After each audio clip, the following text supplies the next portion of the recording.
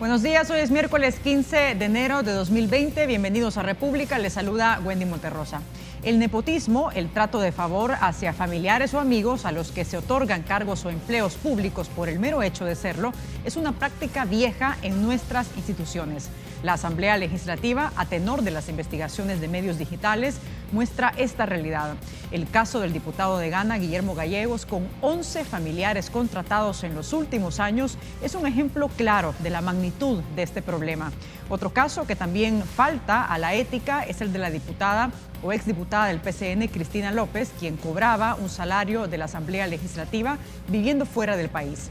A propósito, desde 2016 se presentó una propuesta de ley de función pública que un año después se reformó a la ley de servicio público y que busca regular las contrataciones basadas en la capacidad, mérito y honestidad. Hasta el momento, este anteproyecto no ha avanzado en el Congreso y tiene el rechazo de un grupo de sindicalistas. De estos temas hablaremos esta mañana. Comenzamos.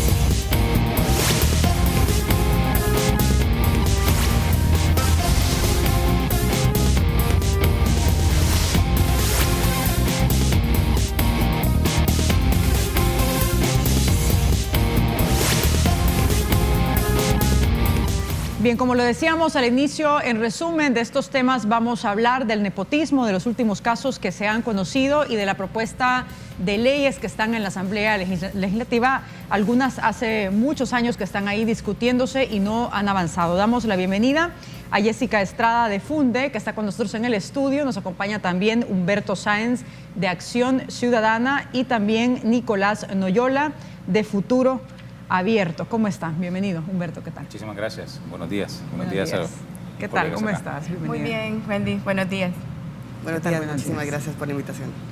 Bien, para poner en contexto lo que vamos a conversar esta mañana, vamos a ver una nota que ha preparado la periodista Guadalupe Bonilla sobre ese tema. Adelante. Pero al final, sí quiero decirles, esta es la punta del iceberg. Mario Ponce se refiere a que la Asamblea Legislativa solo es una muestra de cómo el nepotismo afecta a toda la función pública. Vayan y revisen al Ejecutivo, está copado de este vicio. La Corte Suprema de Justicia está copada de este vicio. Lo único que la Asamblea Legislativa es el órgano abierto, donde ustedes pueden investigar hasta el último rincón, el último documento, porque aquí no se le niega a nadie. Dijo que esto ha llevado a recargar diferentes unidades dentro de la Asamblea con personal que no es necesario. La institución no necesita más periodistas, no necesita más comunicadores, es que está sobrecargada, tiene como el 1000%. Les aseguro que con un cuarto de ese número de periodistas contratados en esta asamblea pudiera darle cobertura y hacer todo el trabajo periodístico, pero no. Se ha duplicado y no me pregunten. No sé si son como 300, no sé, aproximadamente. El tema volvió a salir al debate luego que se señalara a diputados por contratar a familiares y empleados de sus empresas. En el caso del diputado Guillermo Gallegos, el jefe de fracción de Ghana dice que no se ha violado la ley. Porque hasta ahorita él ha dicho que no contrató cuando él fue presidente de la Asamblea Legislativa por un medio periodo, que no contrató a ninguna persona, que si hay parientes los contrataron los expresidentes anteriores. Ponce dice que a partir de su gestión impulsa de nuevo el Comité de Ética Parlamentaria y que las plazas que sea necesario contratar se hagan por capacidad de las personas y no para pagar favores políticos. En medio de todo esto, el presidente de la Asamblea Legislativa sigue buscando los votos para un proyecto de retiro voluntario. Él propone que las plazas que se recuperen a través de este mecanismo queden congeladas por 5 años. Otras propuestas sugieren que sea solo por 2 años. Para Teleprensa, Canal 33, Guadalupe Bonilla. Bien, contratar familiares, amigos, valiéndose de un cargo público y también estar cobrando un salario sin devengar este trabajo son prácticas de corrupción que no son nuevas, no las hemos visto solamente en la Asamblea Legislativa como ahora con esos ejemplos, sino que también se traslapa a otros órganos del Estado. Humberto, frente a qué estamos sobre este problema de corrupción que es bastante repetitivo. Sí, efectivamente estamos hablando de un problema que no es reciente, es un problema que ha venido minando las instituciones y el funcionamiento de las instituciones desde hace mucho tiempo, pero lo cierto es que hay una coyuntura en particular y sobre esa coyuntura en particular es la que creo que debemos comenzar a discutir con el afán de ir eliminando esta práctica, que no va a ser posible hacerlo en el futuro inmediato, pero ir poniendo las bases para que esta práctica comience a eliminarse o al menos a minimizarse. Yo quiero destacar aquí 2 o 3 cosas en función de lo que se ha hecho hace unos minutos en la introducción. Una es que parte de esta información que ahora tenemos se lo debemos sin duda alguna a una evolución que ha ido teniendo en años recientes, o quizás no tan recientes, pero una evolución que ha ido teniendo en El Salvador, el periodismo investigativo, el periodismo formal. Creo que poco se ha hablado de eso y de la contribución que un periodismo serio puede hacer a un Estado democrático de derecho. Desde luego que hemos visto también el lado oscuro del periodismo en años recientes y el surgimiento de actividades disque periodísticas que están alejadas en realidad de esa loable función, pero hemos visto cómo han surgido también otras iniciativas, cómo ha surgido, cómo se ha ido realizando de manera más seria esa actividad de investigación a través del periodismo, y eso ha contribuido a que los ciudadanos comencemos a enterarnos de una práctica que, como decíamos, es una práctica del pasado, que ha surgido en el pasado, pero que ahora, en parte gracias a este periodismo, podemos enterarnos, y ahora la ciudadanía puede jugar el rol que le corresponde, que la ciudadanía, obviamente, dentro de otras también, tiene el rol de contralor y auxiliarse de estas investigaciones para proponer, para criticar, para exigir a los funcionarios. Eso como punto número 1. Como punto número 2, es cierto que esta no es una práctica exclusiva del órgano legislativo, pero suena muy mal, a mí me suena muy mal, que la justificación o parte de la justificación del órgano legislativo sea que esta se trata de una práctica que también está en el órgano judicial o que también se encuentra en el órgano ejecutivo. Corrijamos la casa. Se oye muy mal que el presidente de la Asamblea Legislativa, como parte de su justificación o de su explicación a la ciudadanía o a los medios, en lugar de proponerse realizar los correctivos necesarios para que esto no ocurra más, en lugar de reconocer, porque él ha sido parte del órgano legislativo por muchos años, en lugar de reconocer que él también ha sido responsable por acción o por omisión en lo que está ocurriendo en la Asamblea Legislativa, entonces intente descargar esto como haciendo aparentar que se trata de todas maneras de una cultura generalizada que está impregnando ahí los otros órganos del Estado. Eso no es una justificación, eso no es una explicación, y lo que pedimos es que cada órgano del Estado se responsabilice de lo que le compete. Y a la Asamblea Legislativa, al actual presidente, a todos los diputados de la Asamblea Legislativa les corresponde empezar desde ya a eliminar esta práctica. Y por último, hay que pensar bien cuáles son las alternativas o cuáles son los remedios que se van a empezar a implementar. El tema del retiro voluntario no creo que sea el correctivo que estamos esperando, porque ha demostrado que esto al final se convierte en simple y sencillamente una manera para que ciertas personas, no solamente en la Asamblea Legislativa, sino en otras instituciones, puedan salir temporalmente. Son recontratadas más adelante, las instituciones erogan importantes cantidades de dinero, las plazas vuelven a aparecer, estas personas resurgen en las instituciones o son contratadas en otras instituciones, y al final de cuentas el Estado sigue teniendo exactamente el mismo problema. Así que yo con eso me quedo momentáneamente por ahí, simple y sencillamente también concluyendo que cuando estamos hablando de nepotismo no es que estamos diciendo que de manera generalizada, totalmente excluyente, no pueden existir familiares o amigos dentro de las instituciones públicas, porque no es eso. El nepotismo es que esas personas sean contratadas por esa sola circunstancia sin que pasen por un proceso de evaluación en donde esas personas tengan méritos suficientes para ocupar un cargo público. Bien, vamos a ver declaraciones del diputado Mario Tenorio, también justificando de alguna forma esta práctica. Ahí lo tenemos en pantalla. Dice Tenorio sobre casos de nepotismo: todos tenemos pecados, dice. Todos tenemos pecados en la Asamblea Legislativa. El problema es de que algunos diputados, no obstante, no son sujetos a investigación.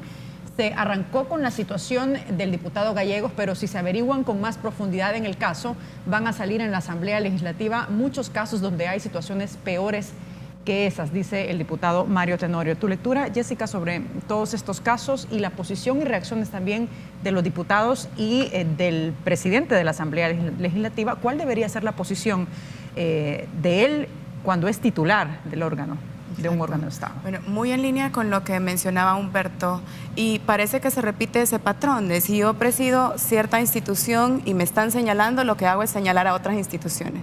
Y si me señalan a mí personalmente, lo que hago es señalar a otras personas, en lugar de hacer una reflexión y decir esto es lo que nosotros podemos hacer más allá de los problemas que tengan las demás instituciones. Y eso es un caso que se repite no solo con las declaraciones que vemos del diputado Tenorio, sino también con las que dio, por ejemplo, la exdiputada Cristina López, que dijo, sí, es cierto, me han estado pagando, yo no estoy llegando a la Asamblea, pero hizo una lista de casos mucho peores que el de ella a su criterio. Entonces, en realidad lo que amerita acá es una investigación. Sí, es necesario que intervenga la Fiscalía, pero también que la Asamblea Legislativa haga una especie de investigación interna para establecer qué es lo que está pasando, para rendir cuentas a la ciudadanía, que al final somos quienes pagan los salarios de todos los funcionarios y servidores públicos, y necesitamos una explicación de por qué estos recursos se han estado destinando a contratar familiares que no están cumpliendo una función específica en la Asamblea, porque, y repitiendo un poco, al hablar de nepotismo no es el solo hecho de tener un familiar. Si este familiar fue contratado por mérito, tal como lo establece la Constitución, que así debería ser cualquier persona que acceda a la administración pública, pues no habría mayor problema si se siguen los procesos establecidos. Pero acá lo que tenemos es muchísima gente que está contratada para cumplir una función, pero solo en el contrato. Hay gente que no llega a la Asamblea Legislativa, otros que, como hemos visto, están cobrando el salario, ni siquiera están en el país, y muchos otros que están tratando de hacer algo, pero al no haber sido contratados por mérito, puede que no tengan la formación o las características suficientes para llenar ese puesto, y nos merecemos también una administración pública de calidad. Esto solo va a resultar bien si desde el momento de la contratación se apuesta a los mejores perfiles y no solamente a esta persona porque es mi familiar, o esta persona porque es mi amiga, o este porque es militante de mi partido, que es lo que hemos estado viendo. Entonces, quizás acá aprovecharía hacer un llamado a la Asamblea Legislativa, a todos los diputados, a que asuman la responsabilidad que le corresponde, dejar de estar señalando de sí, es cierto, en mi partido hay casos, o yo he estado vinculado a algún caso, pero es peor el de otra persona, o el de otro partido, o el de otra institución. No se trata de eso. Lo que queremos acá son propuestas concretas de cómo resolver la problemática y evitar que esto continúe pasando, para garantizar que los recursos se están utilizando eficientemente y que las personas que trabajan en la administración pública están dando el servicio a la población por el cual han sido contratados. Nicolás, tu lectura y qué procede en estos casos, porque el presidente de la Asamblea Legislativa, Mario Ponce, ha dicho no puedo hacer nada con las plazas contratadas porque son derechos que han adquirido ya los empleados. Perfecto. En este caso, creo que es importante resaltar dos cosas. La primera es que es una práctica del pasado y esto no acaba de empezar ahorita. Sabemos que el periodismo de investigación ha hecho un gran trabajo en el país, en donde podemos definir o podemos tener un poco más de conciencia sobre cuáles son estas prácticas corruptas que están girando en toda la administración pública, porque esto no solamente pasa en la Asamblea Legislativa. Eso sería lo primero. Y lo otro es que es otro claro ejemplo de que los funcionarios públicos que tenemos no están al servicio de la ciudadanía, no están al servicio de la población salvadoreña, sino están solamente para satisfacer intereses propios. Ahora, teniendo claro estas dos cuestiones, es importante cuál es la hoja de ruta que tenemos o qué estamos haciendo como sociedad civil, como empresa privada, como gobierno mismo, para poder erradicar estas prácticas corruptas que han venido carcomiendo toda la historia de El Salvador. Existen muchos esfuerzos, pero el trabajo, primero, es reconocer que tenemos un problema, pero no hemos visto ningún comunicado de la Asamblea Legislativa o ningún otro comunicado de otra institución de gobierno en donde ellos reconocen que tienen un problema para querer cambiarlo. Aquí muchos funcionarios públicos dentro de la Asamblea Legislativa están siendo miopes y no quieren ver, a pesar de que ya lo tienen enfrente. Y si no fuese por el periodismo de investigación, esto nunca hubiera salido a la luz. Independientemente tengamos un Instituto de Acceso a la Información Pública que esté publicando, que las organizaciones de sociedad civil lo estén utilizando para poder ser un poco más de contralores sociales al gobierno. ¿Qué podemos hacer ahorita? Reconocerlo, no hemos visto ningún comentario de la Asamblea Legislativa y ahora, ¿cómo podemos solucionar eso? Actualmente en la Asamblea Legislativa existe un proyecto de ley, que es la Ley del Servicio Público, la cual se presentó en diciembre del 2017, pero ha tenido pocos avances. Sabemos que ya hay una comisión ad hoc que está trabajando la ley, se escucharon alrededor de 37 sindicatos, pero todavía no es suficiente, necesitamos acelerar esto. Cada día que pasa es seguir continuando las mismas prácticas corruptas que han venido dañando al Estado salvadoreño. Y esto se traduce en una deficiencia de los servicios públicos. Y si lo queremos ver desde otro punto de vista, ¿cómo podemos dignificar a los servidores públicos, en este caso, para poder tener mejores servicios públicos? Bien, vamos a hacer una pausa, pero vamos a regresar enseguida con más de este tema. Son las 6 de la mañana con 54 minutos. Estamos en las redes sociales para que aliste sus preguntas, comentarios, reacciones sobre casos de nepotismo que se han conocido últimamente. Estamos en varias cuentas. Nos encuentra, por ejemplo, en la cuenta de Twitter. Vamos a ver si producción lo pone, por favor. Vamos a pausa, pero regresamos. Luego le contamos a dónde nos puede escribir. No nos cambie.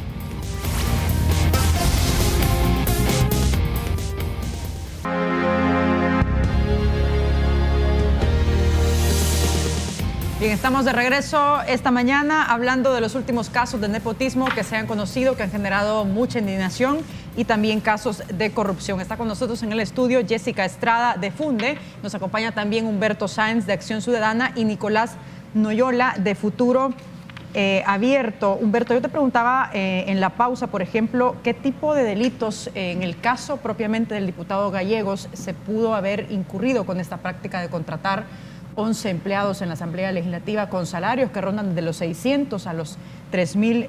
El Tribunal de Ética Gubernamental ya admitió la demanda que representantes de Nuestro Tiempo presentaron y se han amparado. Por ejemplo, vamos a ver la demanda en este momento, si nos puede apoyar producción, por favor, para poderla leer un poco. ¿La tenemos ahí? Vamos a ver si la ponemos para poder establecer la demanda.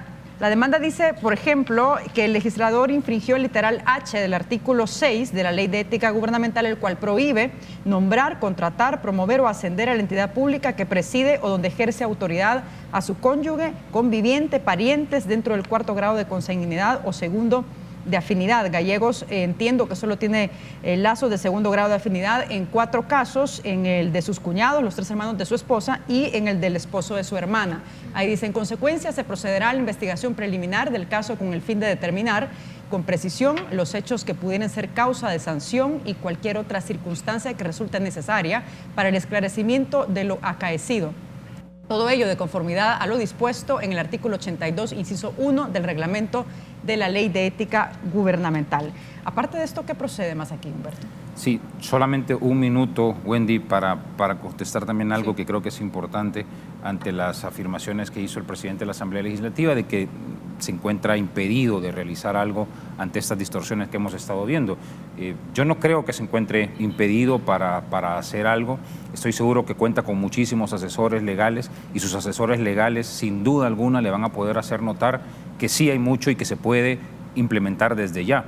Si hay personas que están recibiendo retribuciones en la Asamblea Legislativa y no están prestando un servicio, no están trabajando, ya sea porque se encuentran fuera del país, ya sea porque estando fuera del país o dentro del país, perdón, no se apersonan a la Asamblea Legislativa, ya sea porque están realizando actividades que no son para el órgano legislativo, sino son actividades realizadas para los partidos políticos, que tampoco debe ser así, pues esas personas deben ser despedidas de inmediato. Si la retribución, la remuneración, el salario que se le otorga a alguien es un salario que se da en contraprestación a una actividad prestada. Aunque él habla de derechos adquiridos de los trabajadores. Pero no puede tener un derecho adquirido una persona que no está realizando la contraprestación por la cual se le está pagando. Y eso se lo tienen que explicar sus asesores, tiene muchos. Entonces no creo que tengan que quedarse de brazos cruzados. De hecho, ese ha sido uno de los problemas que hemos tenido, no solo en el órgano legislativo, el hecho de que vemos que se realizan las cosas, entendemos que son irregulares, entendemos que son ilícitas, pero no se hace absolutamente nada. Así que aquí de verdad no considero que exista un derecho adquirido de una persona que está recibiendo una remuneración por no hacer nada. ¿Cuál es su derecho? Ninguno. Tiene derecho una persona que está realizando la contraprestación a favor de la institución que le está entregando su remuneración. Yo quería aclarar eso. Ahora, ¿qué hacer en función de estas otras actividades irregulares e ilícitas frente a todas las instituciones contraloras? No solamente frente al Tribunal de Ética Gubernamental, sino también frente a Corte de Cuentas o frente a la Fiscalía General de la República. Sin duda creo que el Tribunal de Ética tiene ahora una oportunidad, otra oportunidad, porque ha tenido muchas y las ha desaprovechado, pero tiene otra oportunidad para demostrar que puede aplicar la ley, que hay voluntad de aplicar la ley. Hemos conocido de ciertas reformas que se pretenden introducir a la ley de ética gubernamental. Yo creo que está bien introducir esas reformas, pero también es cierto que hasta el momento no ha sido esa la limitación que ha tenido el Tribunal de Ética Gubernamental para desplegar las actividades que está llamada a desplegar, para desplegar todas esas facultades que ya le otorga la actual ley. Ha existido falta de voluntad, ha existido falta de voluntad, ha existido un sentimiento que no dudo, y esto tiene mucho que ver con la manera en que son elegidos los funcionarios que están en el Tribunal de Ética Gubernamental. Ha permeado mucho también, ha habido mucha incidencia de los políticos mismos, de los electores de estos funcionarios al frente del Tribunal de Ética Gubernamental, que no ha permitido una total independencia de estos en el momento de iniciar un procedimiento, continuarlo o tomar una decisión al respecto. Ya hemos visto casos en el pasado que han alarmado, que son un escándalo en realidad, porque de manera evidente hay transgresiones a la ley de ética gubernamental y sin embargo el tribunal ha tomado decisiones contrarias a la ley y ha preferido no sancionar a ciertas personas, a ciertos funcionarios que han sido investigados. Yo creo que esta es una nueva oportunidad que tiene el Tribunal de Ética Gubernamental para demostrar que es una institución que quiere cambiar, que hay voluntad en aplicar la ley más allá de las reformas que ojalá puedan ser decretadas. Pero también no tengo ninguna duda que las otras instituciones, hablo de Corte de Cuentas y Fiscalía General de la República, deben tomar ya ciertas iniciativas, no tienen por qué esperar una denuncia, pueden actuar de manera oficiosa, porque aquí hay una utilización indebida de los fondos del Estado. Y ante una utilización indebida de los fondos del Estado, entonces surgen ilícitos que pueden investigarse y pueden sancionarse por estas instituciones. Es cierto que no contamos en este momento con una ley contra el nepotismo. Es cierto que no está tipificado en el Código Penal un delito de nepotismo, pero es que hay otras actividades alrededor de esto. No es solamente la contratación del familiar o del amigo, es que estos amigos, estos familiares, no están trabajando. Estas personas están fuera del país, no están prestando un servicio, se están distrayendo recursos del Estado para pagarle a personas que están trabajando para los partidos políticos, y ahí hay algo que debe investigarse, insisto, tanto por Corte de Cuentas como por la Fiscalía General de la República, porque yo sí veo el posible cometimiento de delitos que de existir deben ser sancionados. En consonancia con lo que plantea Humberto, Jessica, ¿qué más procede acá, aparte de la demanda que fue admitida por el Tribunal de Ética Gubernamental, que hay otra forma de analizar que tiene que ver con la eficiencia que ha tenido esta institución por años y los casos que ha resuelto hasta el momento? Pero ¿qué más procede jurídicamente en este caso? Y el papel que debería tener la Fiscalía General de la República y la Corte de Cuentas sobre esto. Bueno, definitivamente, y acompañando un poco lo que mencionaba Humberto recién, la Fiscalía y la Corte tienen que actuar de oficio. Esperaría yo que ya lo estén haciendo en realidad, porque más allá del nepotismo cometido por diferentes personas en la Asamblea Legislativa, también está la ineficiencia en el uso de los recursos, pero el saltarse procesos de contratación en la Asamblea, porque estos sí están establecidos. Ellos pueden tener en su reglamento algunas líneas para establecer de qué manera ingresan, pero se estarían saltando la Constitución si no garantizan que las personas han ingresado porque tienen el mérito y las aptitudes necesarias para cumplir con ese cargo. Entonces, están llamadas estas instituciones definitivamente a investigar. Quisiera reiterar o hacer énfasis en la oportunidad de oro, le llamaría yo, que tiene el Tribunal de Ética de demostrar que puede hacer las cosas diferentes a lo que hemos visto en años anteriores, y a pesar de las limitantes que pueda tener la ley, es muy clara en el artículo que se leyó previamente con respecto al nepotismo.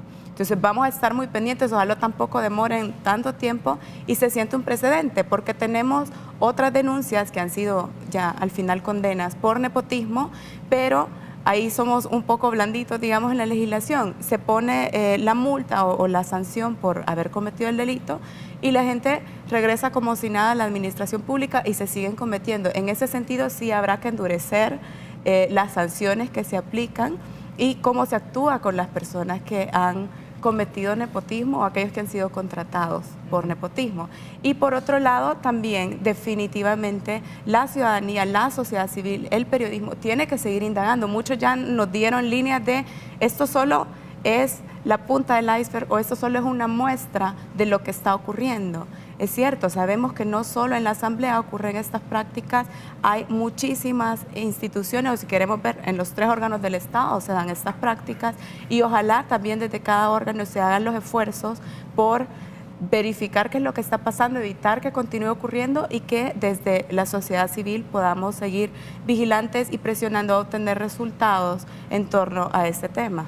En estos casos, Nicolás, estamos hablando de contrataciones irregulares. ¿Qué dice, por ejemplo, la Ley de Servicio Civil sobre esto? La Ley de Servicio Civil establece que se tiene que seguir un procedimiento, pero el procedimiento en la práctica no funciona. La Ley de Servicio Civil tiene alrededor de 59 años y es, disculpe la palabra, es inservible. Desde el momento que se creó, funcionó en su momento, en algún punto, pero esta ley nunca vino a tener un reglamento y sin este reglamento es muy difícil poder aplicarla.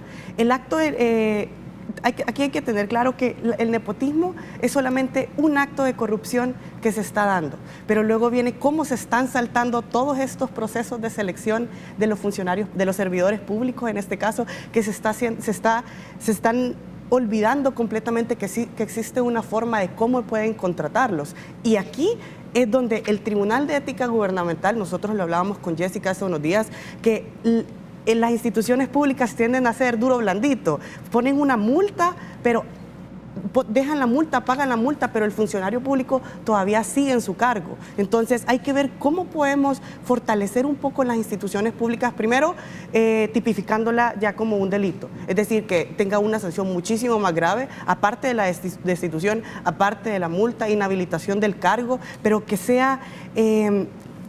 Que se note un trabajo mucho más sólido de parte de la Fiscalía General de la República, en este caso el Tribunal del Servicio Civil también, que tiene facultades que dejan mucho que desear, y el Tribunal de Ética Gubernamental, que no es primera vez que pasa, no es primera vez que se está denunciando funcionarios públicos porque están cometiendo actitudes con nepotismo. Si nos damos cuenta, si nos retomamos el caso también del diputado que su familiar recibió, la familia de ellos recibió dinero para su ONG, también se denunció, pero fue un caso que quedó hasta ahí. ¿Qué pasó después de eso? Esa es la pregunta que nos tenemos que preguntar. Y después de eso es que cometer estos casos de nepotismo es solamente un granito. Poco a poco esto viene escalando hasta ya poder robar al Estado en gran escala. Esto es una actitud recurrente que a largo plazo puede llegar a tener repercusiones mucho mayores para el Estado. No solamente en cuestiones económicas, sino cómo traducimos esto en servicios públicos para la sociedad. Perfecto, hacemos una pausa, pero regresamos enseguida con más de esta entrevista. Son las 7 de la mañana con 1 minuto. Les recuerdo que estamos en las redes sociales para que nos envíe sus preguntas, comentarios, reacciones sobre estos temas. Estamos en Twitter, República 33 TV nos encuentra, también a través de WhatsApp 7318-7627. Estamos en Facebook, República TV 33, y en la página web www.canal33.tv. Volvemos.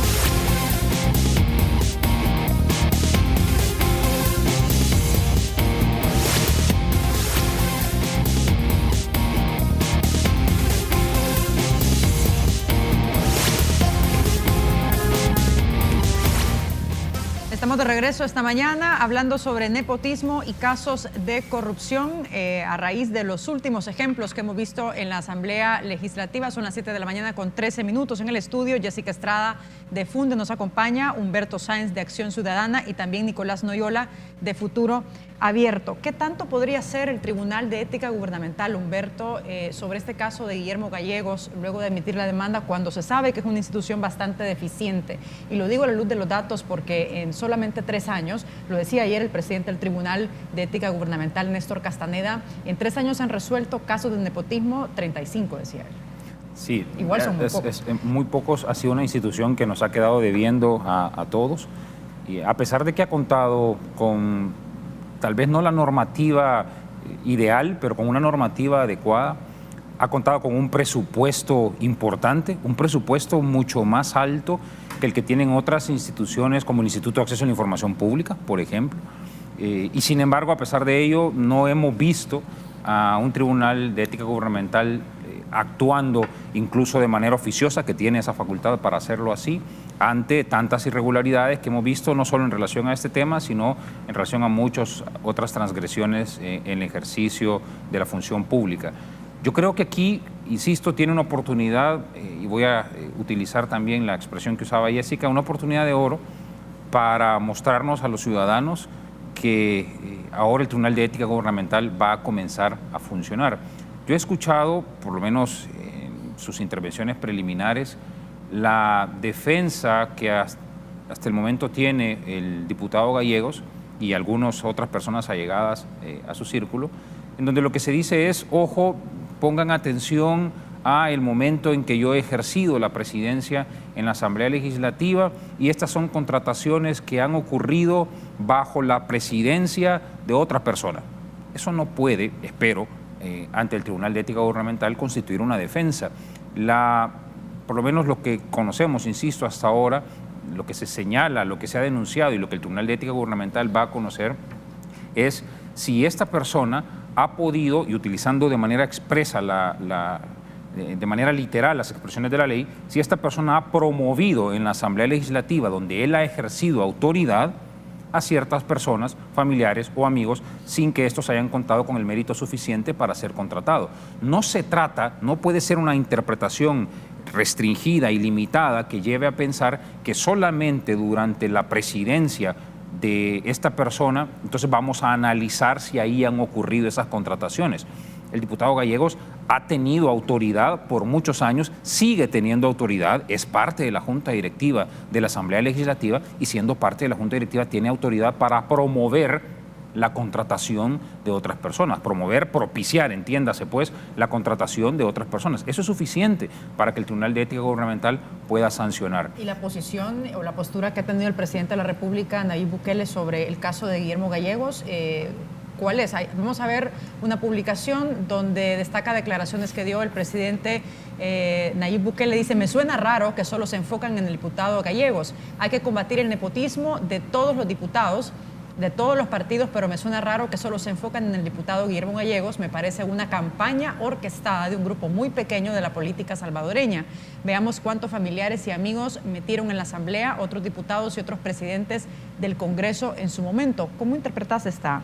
A mí me parece una reacción tibia y una reacción que esconde en alguna medida cierto apoyo al diputado Gallegos. Yo estoy segurísimo que si estas investigaciones hubieran surgido en relación a otros diputados pertenecientes a otro partido político, las reacciones del presidente de la República habrían sido distintas. Las reacciones del presidente de la República habrían sido similares a las reacciones que vemos en relación a otros problemas y la personalidad que tiene el presidente de la República para denunciar, para criticar y para exponer cierto tipo de problemática ante la ciudadanía. No lo vimos así en este caso.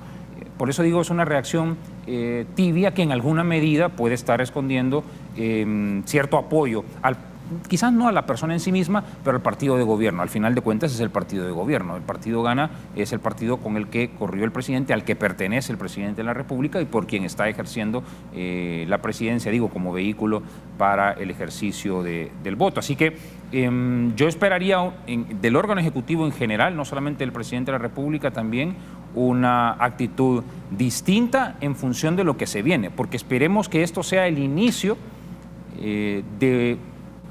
esto va a tomar mucho tiempo, pero que sea el inicio de un esfuerzo sistemático, conducido, liderado por las autoridades y vigilado por la ciudadanía e investigado por el periodismo, para que esta actividad comience a desaparecer o comience por lo menos a minimizarse. Y el órgano ejecutivo tiene un rol importantísimo que jugar, porque dentro del órgano ejecutivo también existen estas prácticas y son prácticas que deben comenzar a desaparecer y debe darse el apoyo para que en las demás esferas también esto comience a desaparecer. Está también el otro caso que se ha conocido, el de la exdiputada del PCN, Cristina López. Me gustaría, para poner en contexto y que la gente tenga claro de lo que estamos hablando, me gustaría que viéramos unos cuantos tweets que ella escribió hace unos días. Dice: dentro de la fracción del PCN no soy la única que recibió salario sin llegar, hay muchos más. Mencionaré 4 casos específicos y que la prensa investigue a los demás. Habla del coronel Roberto Leiva, el exdiputado Elizardo González Lobo, el exdiputado Dagoberto Marroquín y el exdiputado Rafael Machuca. Vamos a ver otro tuit. Dice: de los presuntos responsables del asesinato del líder del PCN, Ramón Curi, hay otro más que es empleado de la Asamblea autorizado por el coronel Almendaris, y hay 4 que es agente PPI, antes asignado a mí, hoy a la actual diputada. Vamos con otro tuit. Muchos se preguntarán, dice, también la pieza para favorecer a Raiz. Esa pieza fue presentada por miembro del batallón Cobra. Con malicia se engañaron a un colaborador para obtener mi sello. Tuve la grabación de quien la presentó y me obligaron a destruirla. A ver, por un lado está, como tú ya lo decías al inicio, un poco Jessica, aceptando su culpa de recibir un salario sin devengarlo, y por otro lado hace acusaciones bastante fuertes hacia la fracción del PCN. La Fiscalía ha dicho que va a investigar esas acusaciones, pero ¿cómo podemos interpretar la forma en cómo la exdiputada pues está conduciendo y todo lo que está virtiendo en este tuit? Al igual que otros casos sobre los que hemos estado hablando esta mañana, es la misma reacción de tratar de desviar la atención que en este momento estamos dando a su caso y decir: sí es cierto, he estado cobrando, pero miren todo esto que está pasando. Desde el PCN, incluso al principio resultaba difícil de creer que todos dijeran: yo no sabía que ella estaba trabajando para nuestra fracción. O sea, ¿cómo es eso posible? Todos tratan de no asumir la responsabilidad que le corresponde. Ella está demostrando lo mismo porque hizo un hilo de tweets muy, muy largo. En uno hacía referencia a: sí he estado recibiendo salario porque lo acordamos con la fracción y les estaba apoyando en el tema de deportes, me parece que decía. Pero todos los demás son para señalar otros casos a los cuales también hay que prestar la atención debida, porque son mensajes muy fuertes, son señalamientos fuertes contra otros dirigentes o miembros del partido. Algunos diputados del PCN ya han dicho: bueno, la función que cumple fulanito es tal, menganito es tal, y como en otros casos vemos que hay funciones que no deberían estar contratando la Asamblea Legislativa para ello. Por ejemplo, trabajo territorial se justifica con un margen muy estrecho, y lo que hemos visto es que son personas que no se contratan para la Asamblea, sino para el partido en sí. Y eso tampoco debe estar ocurriendo, que es lo que hacía referencia Humberto previamente, y que este tipo de contrataciones simplemente luego de la investigación y de seguir el debido proceso para frenarlas, no deberían seguir en la Asamblea. O sea, estas personas ya no deberían seguir trabajando para la Asamblea Legislativa. Con el caso de la diputada, sabemos que en diciembre o hasta diciembre llegó el contrato que le habían hecho, al menos los pagos que ha estado recibiendo, pero mucho puede verse a que en enero se conoció la investigación y dijeron: bueno, hasta diciembre llegó. No sabemos. Entonces es importante también verificar qué pasó, si había un contrato, si en efecto dice que era para apoyar en el tema de deportes, que desconozco, ahorita no tengo en la memoria si el PCN participa alguien activamente en la Comisión de Deportes, por ejemplo. Entonces, ese tipo de información, ¿para qué voy a tener yo una asesora a distancia que le pago $2,000 si no estoy tan activo en el tema de deportes? Esas son las preguntas. Cargo de colaboradora administrativa, y en ese tiempo se entiende que el Estado pues le dio $16,000 sin haber devengado. Entonces, ese tipo de prácticas no podemos seguirlas tolerando. Dejemos nosotros de normalizarlas, porque incluso hay gente que defiende el nepotismo dependiendo de dónde venga. Y es que no hay nepotismo bueno y nepotismo malo. Nepotismo es nepotismo. no importa cómo lo quiera justificar, y constituye un acto de corrupción. Al final, corrupción, si utilizamos la definición de Transparencia Internacional, es abusar del poder que me han otorgado para un beneficio particular. Y el nepotismo, como digamos, muchas veces no es que yo necesariamente dije, miren, contrátenlo, o yo lo contraté en mi planilla, sino que sabiendo que tengo poder al interior de la Asamblea Legislativa, le puedo decir a alguien más que lo contrate y mi nombre ahí no va a quedar registrado. Entonces, ese tipo de prácticas tenemos que ver de qué manera regularlas, pero reconocer que no son buenas prácticas y que si no se ingresa por mérito, entonces estamos fallando muchísimo desde el principio. Vamos a ver las declaraciones que dio el exdiputado Elizardo Lobo luego de estas acusaciones que dio la exdiputada del PCN, Cristina López. Yo no le puedo responder nada a ella porque desconozco los motivos que ella tiene para estar haciendo esos comentarios. Pero es cierto. Realmente ella está fuera del país, no, ustedes me ven que yo estoy. ¿Cuál es la plaza? Elizardo, tengo entendido de que estás contratado como asesor en el área de transporte. Yo estoy en el área técnica de la Asamblea Legislativa y me toca supervisar el funcionamiento del transporte.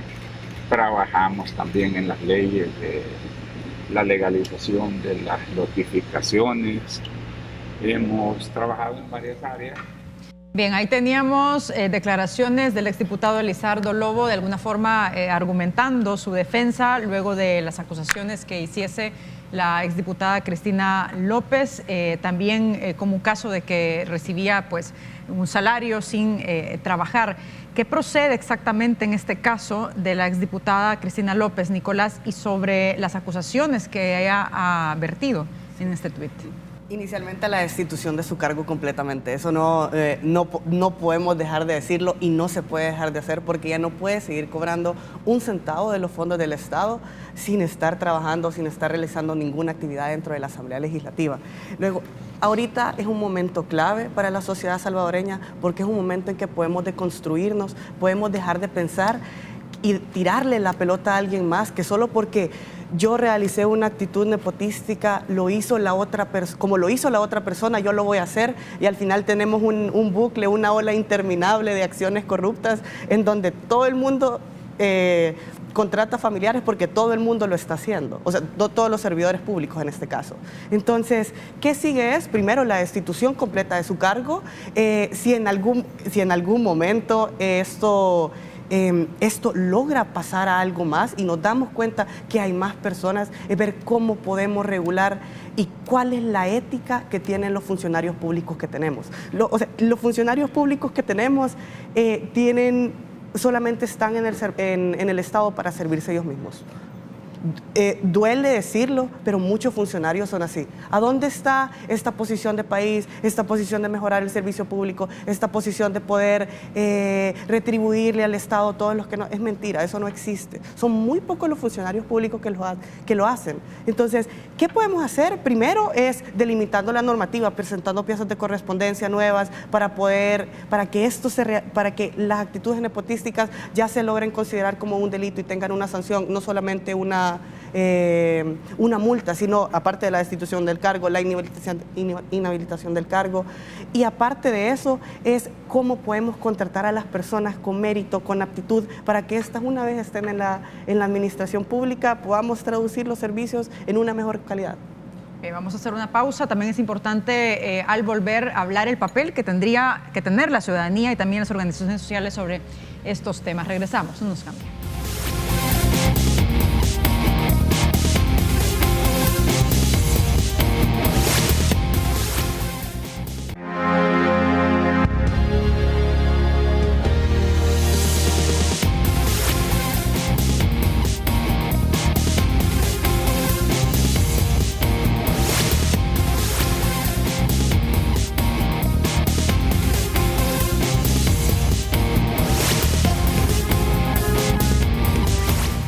Regresamos esta mañana hablando de las plazas irregulares que se han dado en la Asamblea Legislativa, al menos los casos que se han conocido a través de investigaciones periodísticas. Hablamos del caso del diputado Guillermo Gallegos con la contratación de 11 familiares en la Asamblea y también el caso de la exdiputada del PCN, Cristina López. En el estudio nos acompaña Jessica Estrada de Funde, Humberto Sáenz de Acción Ciudadana y Nicolás Noyola de Futuro Abierto. En este contexto de lo que se ha conocido, al menos de lo que hemos podido conocer, Humberto, los diputados acordaron retomar de nuevo la discusión de la ley del servicio público. Hay que recordar que en 2016 se presenta el primer proyecto de la ley de la función pública, luego se hace una modificación, en 2017 se presenta la ley de servicio público, pero hasta el momento esta ley no ha tenido avance significativo en la Asamblea Legislativa.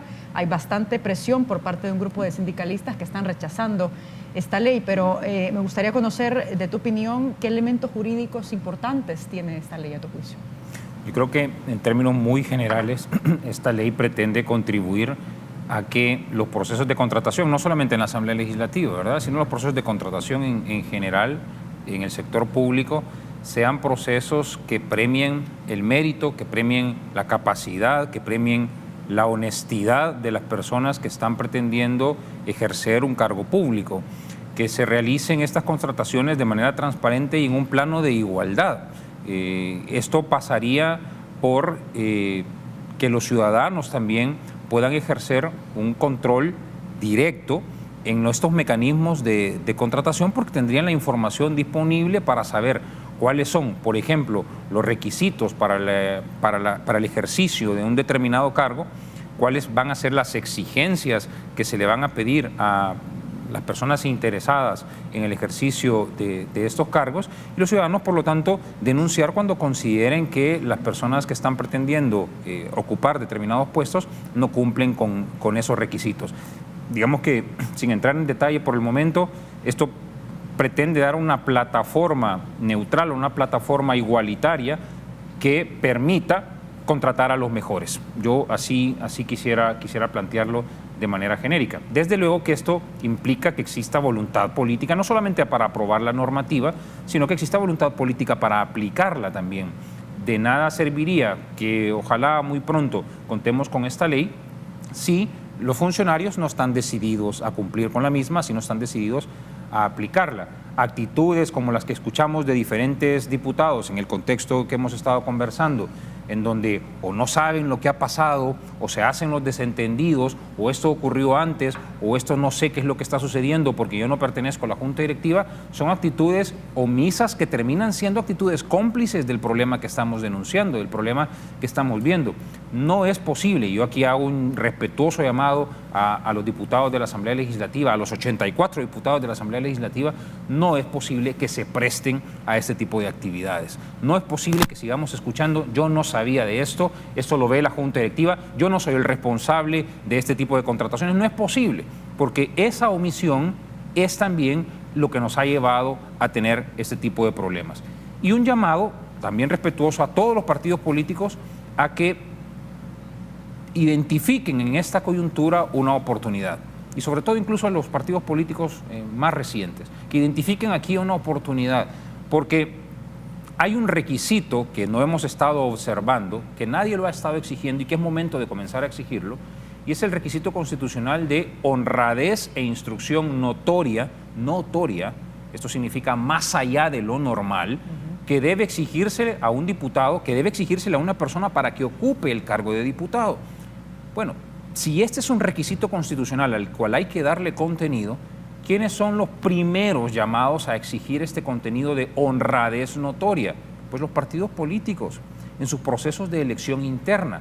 De manera tal que el llamado que hago es a que los partidos políticos identifiquen mecanismos de selección de sus precandidatos, de las personas que más adelante nos van a venir a pedir el voto para ocupar, por ejemplo, un curul legislativo, para que estas personas cumplan con esos requisitos de honradez e instrucción notoria. Y hay maneras de hacerlo, hay maneras de darle contenido a esas exigencias constitucionales. Esa es la forma en que poco a poco vamos a comenzar a cambiar estas prácticas, porque no haber exigido esos requisitos constitucionales ha permitido que tengamos, no solamente en la Asamblea, pero estamos hablando hoy de la Asamblea, ha permitido que tengamos en la Asamblea a personas que no cumplen en lo absoluto con esas exigencias, que no cumplen en lo absoluto con esos requisitos y que por lo tanto se prestan a la realización de actuaciones irregulares. Aunque eso también tiene que ver con la concepción propia de los partidos. Hay partidos que no tienen, digamos, en su concepción propia el establecer funcionarios que sean honestos y probos. Claro, el llamado es a todos los partidos en general, en realidad. Nosotros como ciudadanos estamos interesados, nunca hemos abogado por el debilitamiento de los partidos políticos. Al contrario, nosotros como ciudadanos hemos abogado por el fortalecimiento de todos los institutos, de todos los partidos políticos. Y parte del fortalecimiento de todos los partidos políticos son los procesos de elección interna de las personas que más adelante van a convertirse en candidatos. Bueno, ese es el momento, ese es el escenario en el cual se le puede dar contenido a esa exigencia de honradez notoria. Vamos a ver a propósito un tuit del alcalde de San Salvador, Ernesto Mason, sobre este tema. Vamos a ver, ahí dice: aún antes que se den las reformas planteadas, ojalá se eliminen las plazas fantasmas de familiares, cheros, asesores que ni asesoran ni se presentan a trabajar. Ojalá se actúe con verdadera transparencia y las plazas de trabajo sean dadas por mérito personal y capacidad. Esta es parte de la narrativa, y esto es también a raíz de lo que se conoció de la hija del mayor Dawison, que también tiene una plaza en la Asamblea Legislativa, entiendo que de $700, y está trabajando para el partido, ¿no? Pero sobre la ley también de servicio público, Jessica, más allá de los elementos jurídicos que tiene este proyecto de ley que está en la Asamblea Legislativa, ¿es realista pensar de que los diputados puedan aprobar, digamos, una ley que vaya a ir de alguna forma en contra de las prácticas que han estado estableciendo? Y también esta ley contra el nepotismo. Sí. Bueno, no quisiera preguntarme si es realista porque quiero ser optimista, pero en las circunstancias que estamos viviendo, sí quisiera verlo poniéndome un poco en los zapatos de ellos y decir, esta es una oportunidad de demostrar lo que usualmente digo en el discurso de estas prácticas son intolerables y no podemos continuar con ellas. La mejor manera de demostrar que estoy de verdad comprometido a no continuar con este tipo de prácticas es mejorando la regulación o la normativa que tenemos y hacer como un compromiso real por cambiarlas. No es solo diciéndolo, ya qué bonito el tuit de ojalá y esto se detenga y no sé qué, pero ¿cómo transformamos ese ojalá en realidad? Entonces, tenemos con esta ley para regular la función pública una oportunidad también de oro en la Asamblea para incorporar muchos elementos que, bueno, tenemos la ley del servicio civil, que como decía Nicolás hace un rato, es obsoleta, data de 59 años. 59, Sí. Y no, del 60 y todo. 59 años tiene esta. Pero en realidad tampoco es que se ha aplicado y el Tribunal del Servicio Civil está un poco ausente. Al final tenemos que tener una figura fuerte en el ente rector, el que va a velar por la aplicación de esta ley, que es un componente que sí incluye una de las propuestas que está en discusión en la Asamblea.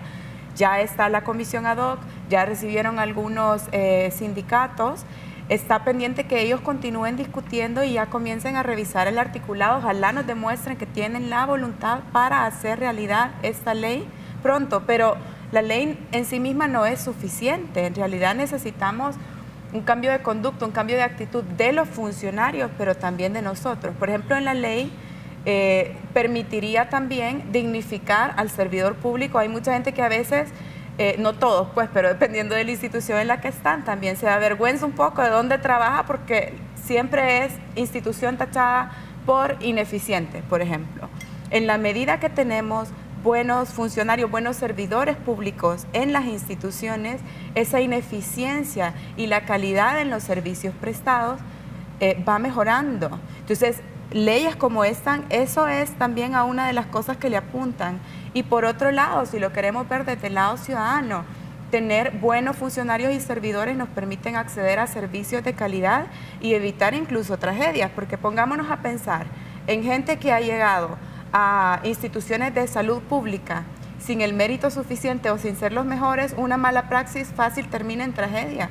Y al final esa corrupción también lleva a que nuestros derechos se vean afectados. Entonces, si lo queremos ver en cómo la corrupción con casos de nepotismo puede afectar en derechos fundamentales nuestros, tenemos también ejemplos claros. Y la ley permitiría que al ingresar por mérito, pues nos vayamos haciendo con los mejores elementos en todas las instituciones. Y otro tema que creo que resonaba muchísimo más hace algunos meses, con el cambio de gobierno, no podría ser tan discrecional y hasta bruscos los despidos masivos de empleados. Les da mayor estabilidad a las personas que están trabajando en la administración pública. Y esos son solo algunos elementos. Creo que también Nicolás puede profundizar mucho más sobre ello, pero es importante que acompañemos todo esto, no solo con más ética e integridad de los funcionarios públicos, sino también que los ciudadanos seamos todavía más exigentes y menos tolerantes a estas prácticas. Entonces, es importante que nos activemos, que sigamos trabajando en estos temas y pendientes de lo que están haciendo los funcionarios para exigirles que no sigan pasando ese tipo de cosas. Bien, tengo que hacer una pausa, Nicolás, pero vamos a regresar contigo. Regresamos, no nos cambien.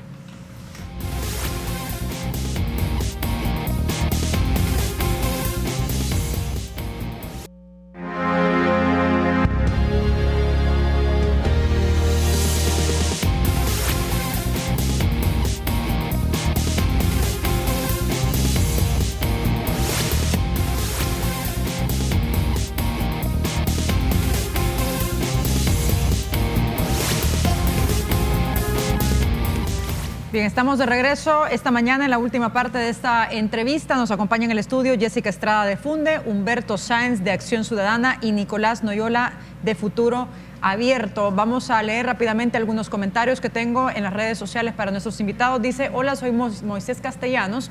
Tengo dos preguntas sobre la entrevista en República. ¿Cómo prevenir el nepotismo en los 3 órganos del Estado y qué propuestas se pueden hacer para fortalecer los mecanismos para detectar casos de nepotismo en la Asamblea Legislativa? Vamos con otro más. Dice Patricia Serpas: yo conocí un cobrador de bus que le pagaban en la Asamblea Legislativa y llegaba solo a firmar y cobrar el cheque. Estaba como supernumerario. Vamos con otro más. Óscar Manuel Batres dice: el nepotismo es parte de un problema mayor, que es el desorden administrativo y abusos en la Asamblea y en general en todo el Estado. La Asamblea hace 10 años tenía menos de 900 empleados, hoy tiene más de 2.300. La presión ciudadana los obligará a cambiar. Nicolás, tu respuesta sobre estos comentarios. Perfecto, muchísimas gracias, Wendy. Primero, me gustaría delimitar por varios temas. Primero es, aparte del informe del Latinobarómetro que mencionó que El Salvador es uno de los países de América Latina que menos confía en las instituciones públicas, y solamente con decir eso ya es impactante. Luego vienen existen otros indicadores del Banco Mundial, del BID, de la OCDE, que hablan y nos dejan también para saber a dónde estamos parados o contra qué nos estamos enfrentando. Por ejemplo, en el índice de meritocracia, de 0 a 100, El Salvador tiene un porcentaje, tiene un puntaje de 33%. ¿Qué significa eso? Eso significa que somos el segundo país que está peor evaluado en el índice de meritocracia, es decir, que las personas que optan a la función pública no tienen los méritos para poder estar ahí. Ese es el primero. Luego, la gestión del rendimiento. Tenemos una calificación de 13 sobre 100. Incluso estamos peor que en el índice de meritocracia. Y luego existe una planificación del recurso humano, que ha sido una de las deficiencias más grandes en toda la administración pública, y es la falta de planificación.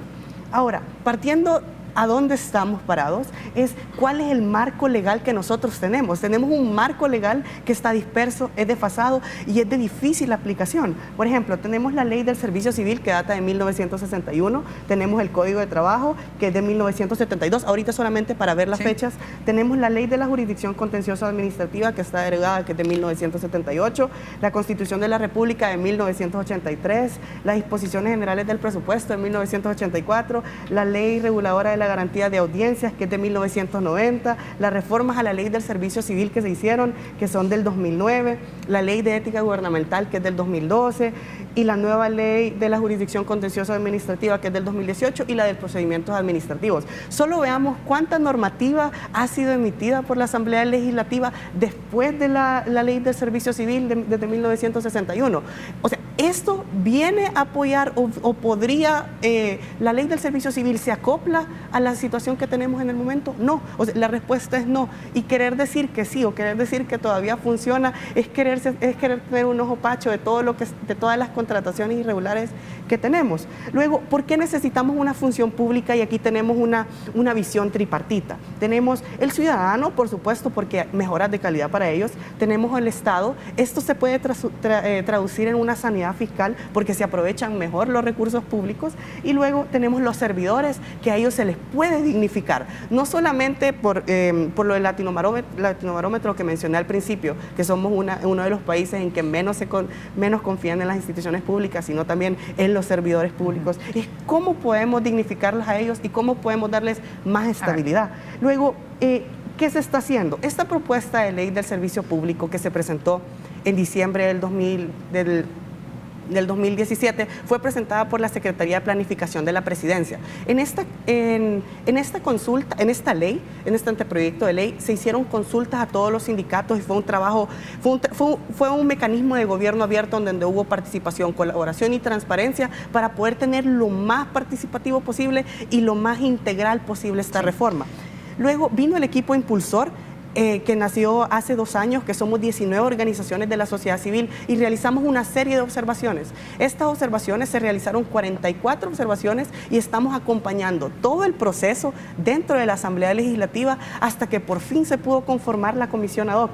Ahorita que ya tenemos la comisión ad hoc, ya estamos en el proceso apoyándolo después de las consultas. Ahorita están en proceso de sistematización, pero todavía hace falta mucho por hacer. Hace falta discutir el articulado completo. Tenemos poco tiempo y me gustaría que también lo tomáramos para las conclusiones, Jessica, de todo lo que se ha vertido en esta hora y media de programa, de todos los elementos que se han dado a conocer. Por ejemplo, ¿qué podemos concluir en cuanto a qué se debe hacer para combatir el nepotismo y la corrupción en este país? En primer lugar, necesitamos que las instituciones funcionen, las que van a investigar estos casos. Tenemos ya activo el Tribunal de Ética Gubernamental, esperaremos cómo resuelve.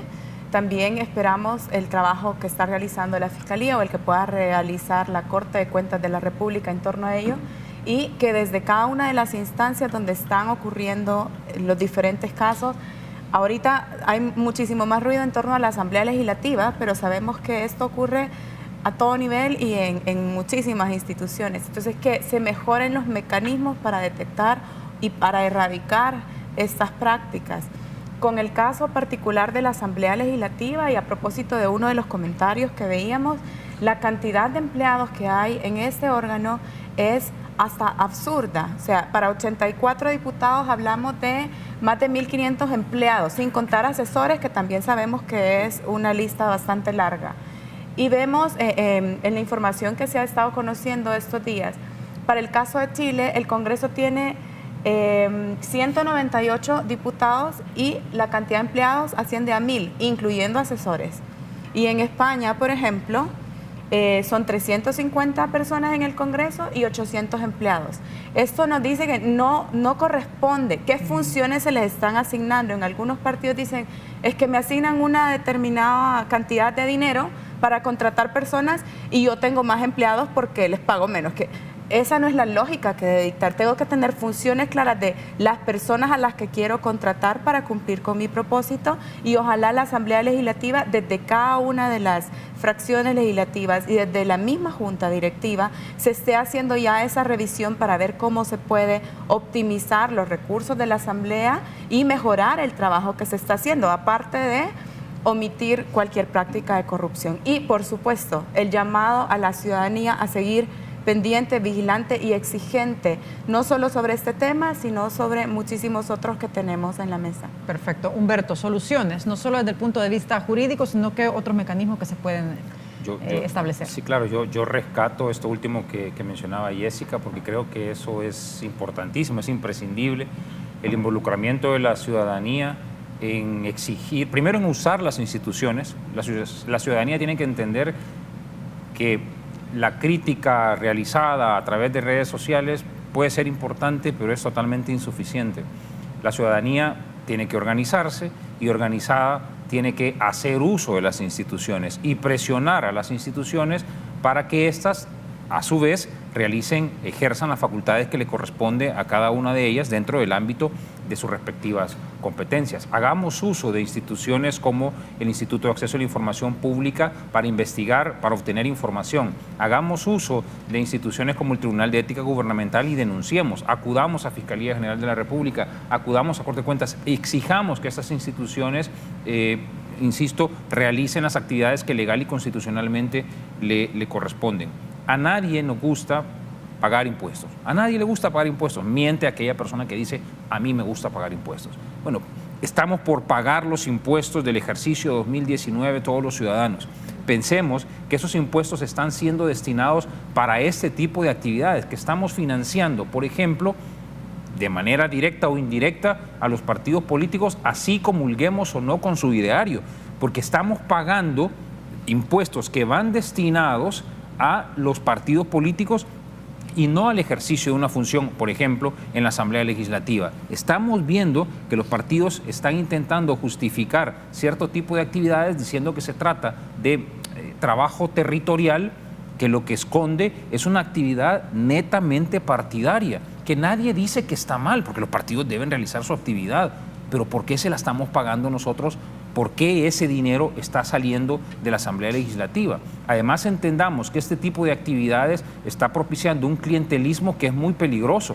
Muchas de las personas que están contratadas en todas las instituciones tienen que pagarle a su vez un porcentaje determinado a los partidos políticos, porque agradecen su nombramiento destinando un porcentaje de sus salarios a los partidos políticos. Eso también es una forma indebida de financiar a los partidos. Entonces, si la ciudadanía se involucra y entiende las consecuencias que esto le provoca en su día a día, entonces es muy posible que logremos tener una incidencia mayor en las personas que están tomando las decisiones. Perfecto. Gracias a los tres por habernos acompañado esta mañana. Muy amables, y con esto finalizamos. Será hasta mañana. Fuerte abrazo. Buenos días.